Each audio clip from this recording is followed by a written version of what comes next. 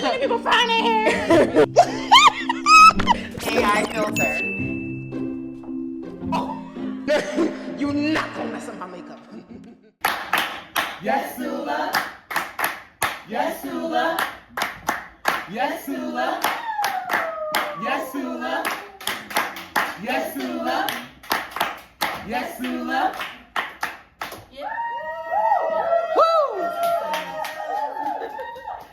Good evening to the glam queens, natural beauties, and fine shimmering beings. Oh, me.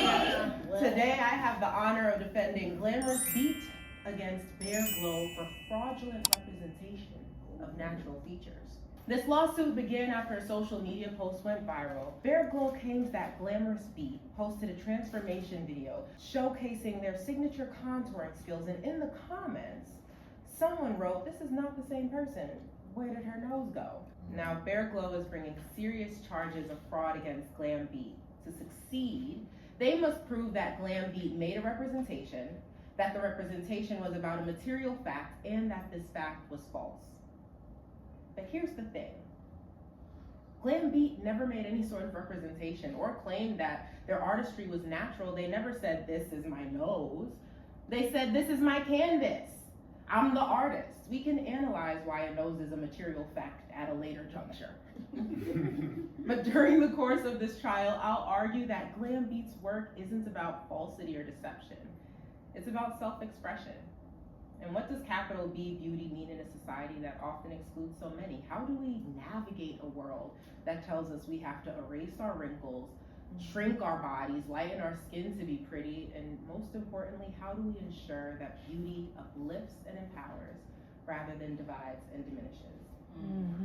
Jury, I'm confident that once you see the evidence, you will find that Glamorous Beat can be a more authentic version of you, not just fraudulent, not fake, free to wear your face however you want.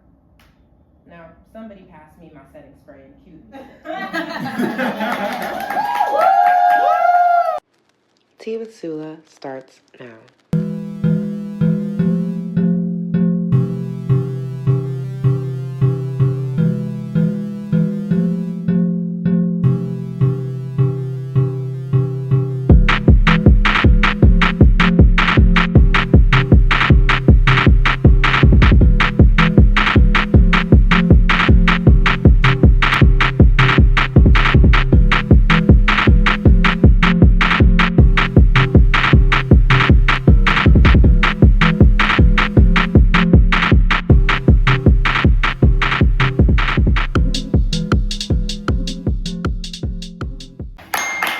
Yes, Sula.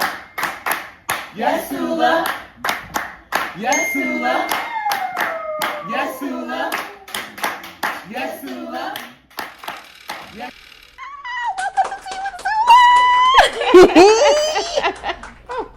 Thank you. Cheers. Cheers. My foot slipped. Oh. Hello there. Hello. When did you know you wanted to become a model? Did you just like pop out of the womb like I'm sexy and I know it? You know, at age 2 seconds, I decided that it was time. No, I never really thought about it until my mother wanted us to model when we were like children, probably like around 8 or something. Mm-hmm. And then she didn't really have time, energy, or money. So there's that. And then after we really couldn't model because of those type of restrictions, and then grew up and then went to school and then went off to college and all that stuff, I was just like, well, child. My last year of college, I was like, maybe I will. Why not? And then I think after I made that decision, I just started to pursue my own idea of what that looked like by telling people that I wanted to model or telling people that I do model. I created my Instagram for modeling and created my name, Iyanna the Model, and like all that in 2015.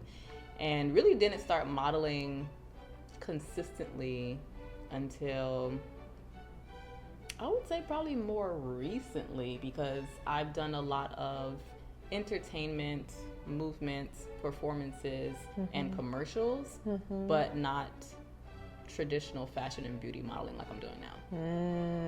So let's talk about some of the work that you're doing now. You're working with one of my favorite makeup brands.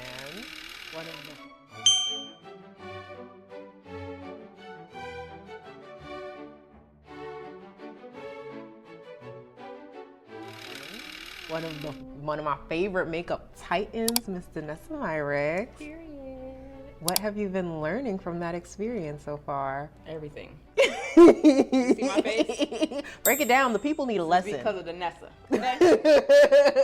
Oh, for real? Yeah. I literally learned how to do my makeup by her doing my makeup. Do you have a favorite product of hers? I don't have a favorite product. I have favorite products.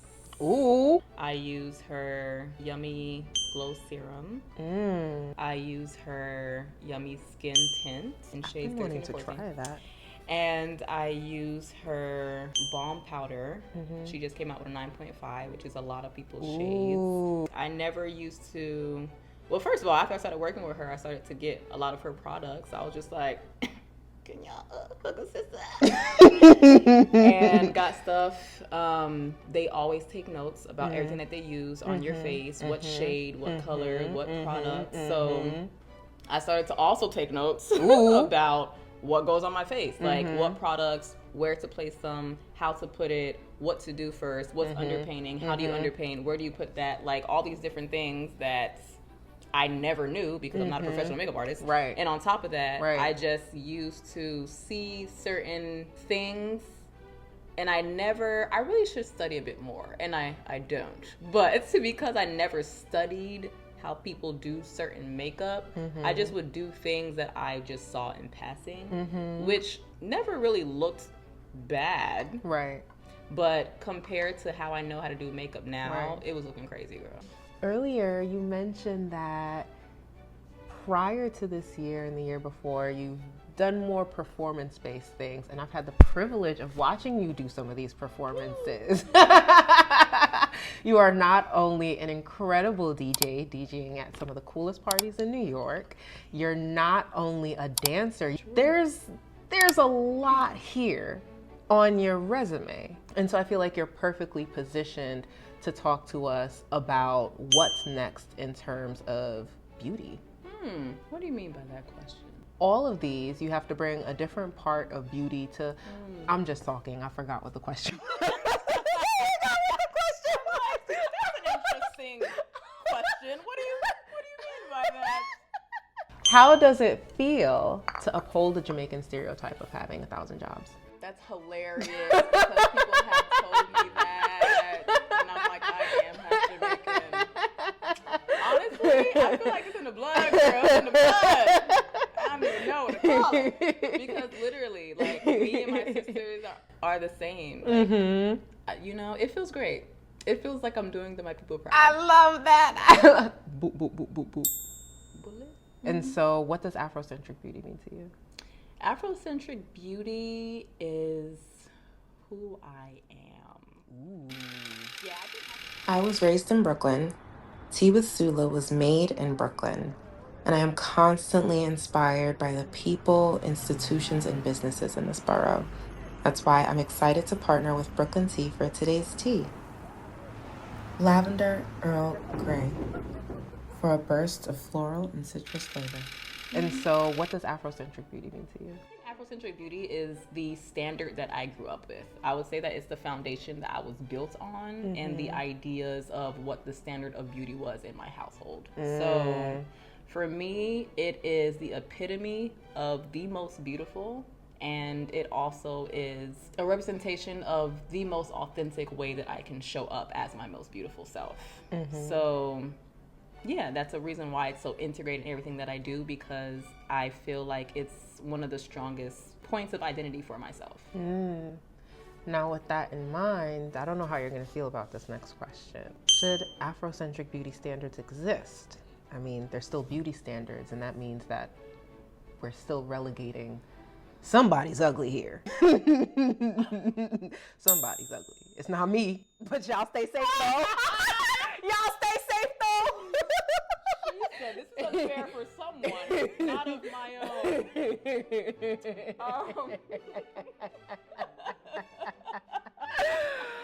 Audience, be well, be safe. I think that. Okay, that's interesting because the beauty standard in my household, since I was actually raised like Jamaican Rasta, which a lot of people don't know, so my beauty standards were locks. No straight hair, no permed hair, no fried hair, like what mom used to call it. So many people frying their hair. Like, I see them. So none of that like Eurocentric idea of what it was to be beautiful or accepted. So everything the opposite of that was what was considered the most beautiful in my household. So that standard, it's not necessarily a confinement. It's literally the most open acceptance of blackness that you can have as the standard for what you deem beautiful. So for me, should there be a beauty standard that's black? Yeah, namely, be black, be black and beautiful. Like, I recently went to a Louis Vuitton fashion show. Oh yeah. Yes, girl, yes. And it was so much fun. It was at their flagship store. And I was in love with how many dark-skinned black women I saw on the runway. And most, if not all of them, had natural hair. Nice. In addition to this experience, I also recently learned that Pat McGrath, another makeup industry titan, is going to be heading their new makeup line. Louis Vuitton's gonna have a makeup line? Yes, girl, hot off the press. Do you feel like makeup brands are staying true to the inclusive wave that Fenty brought on? I low-key believe so, because I get a lot of calls in. This is not just to say that just because they're calling Iyanna in for a casting, they must be upholding all the blackness.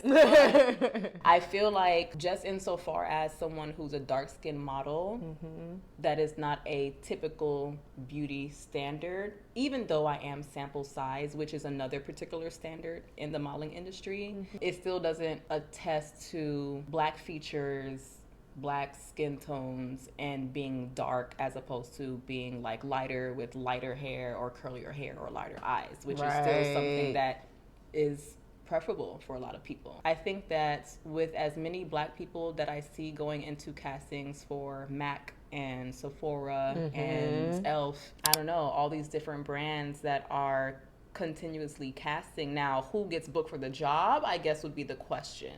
I think that there is some level of upholding just like this idea of wanting to at least consider a diverse group of people to choose from for a job. I think that if you deem yourself beautiful and you have confidence, there is nothing that cannot be done that you want to do. There's nowhere that you want to go that you can't get into, and there is no limit no one can put on you. And that's just how I feel. Did y'all are writing notes, right? You taking notes, right? Oh, okay, I'm just checking, I'm just making sure. And so with that in mind, what is the utility of beauty? I would say if you're thinking about it in a way that can be utilitarian, which would be just like, what is the greater good for someone learning about that type of philosophical ideal? It would be, how do we feel the most accepted and loved for being our true self? Period.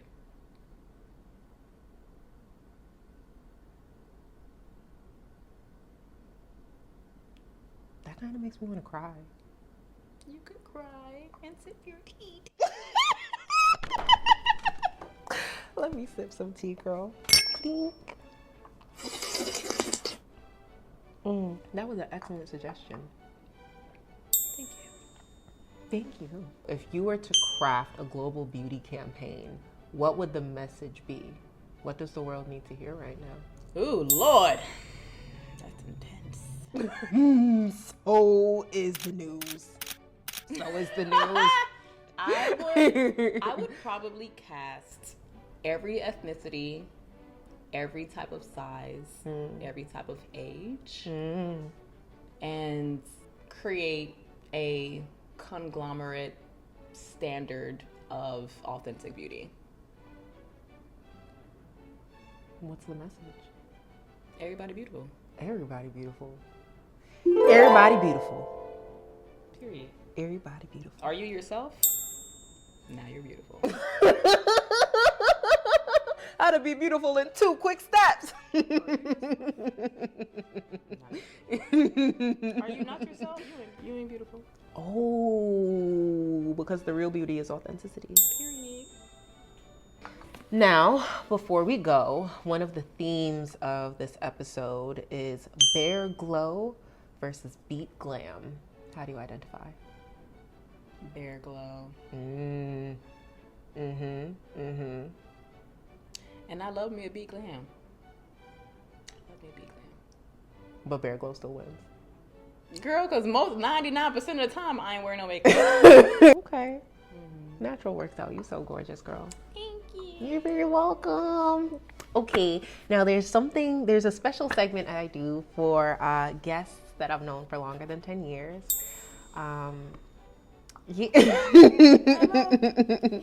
Yeah. So I'm gonna ask you to write me a little. No one saw that but you. Continue. No, yeah. So, yep.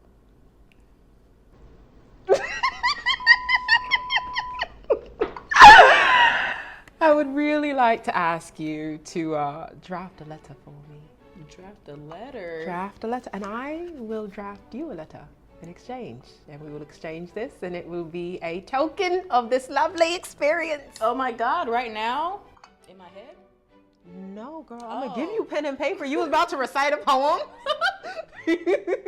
Were you about to just come from the heart? This letter about how much you love me, how much you love the show. If you want to throw in a prayer and ask God for some sponsors.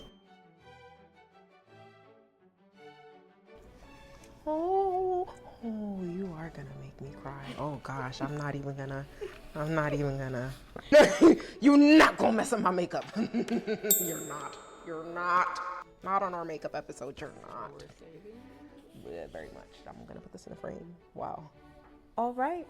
Well, thank you so much for joining me for tea. We are gonna transition to Activity App, where I've got a little something planned. Oh my God. Yes, Sula. Yes, Sula. Yes. Okay, welcome to Activity App. So our activity today is inspired by a common TikTok trend where you dance, split, twerk, whatever, to the extent based on how much you like something. Oh. Hilarious. Alrighty, you ready to get started? Yep. All right, don't get tired. There's a lot of things listed here. Don't get tired, okay? Do you know me? Okay, first up, bold monochromatic. Okay. Graphic eyeliner. You like it all the trends. Glazed donut skin. Tinted moisturizers. Makeup transformation video. Okay, she likes that. Glossy lids. Ooh, glitter setting spray. Okay. I like the concept. I'm not a fan of putting it on myself. Okay. Overlined lips. Okay. Body highlighter. AI filter. Oh. Blush draping, which is when you bring the blush all the way up to your temple. Cause you got a little bit going on right now. Yeah. Underpainting. Okay. Smoky winged eye. Yup. Okay, this last couple sets, I'll join you in dancing, okay? Can you help me read off? Bleached brows.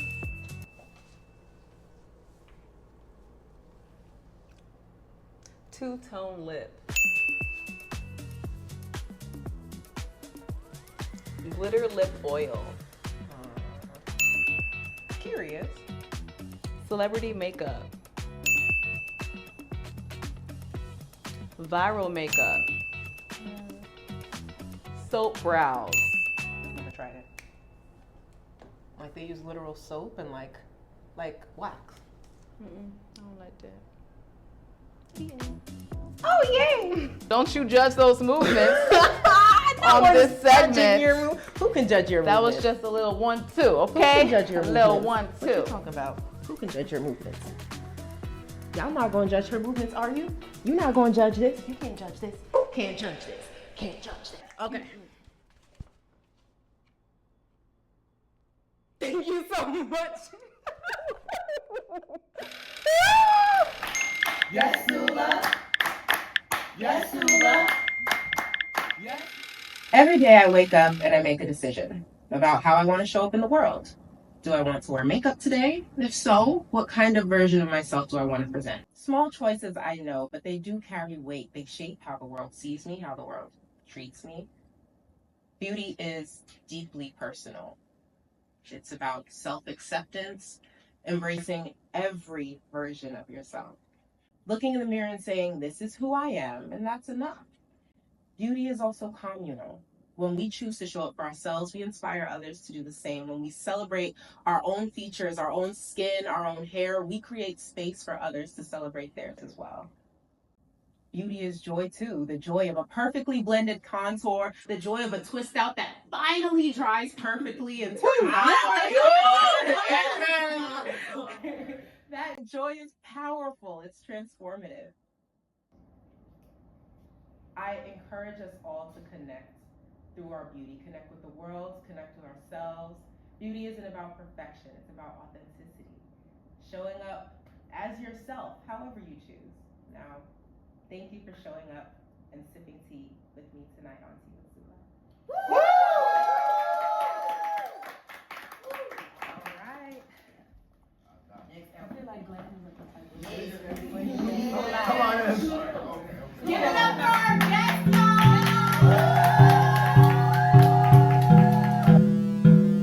I hope you had as much fun watching this episode as I did creating it.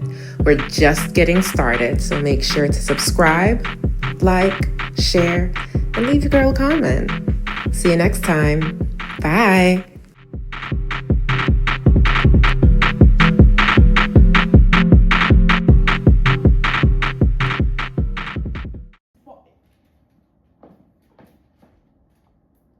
Let's run that back.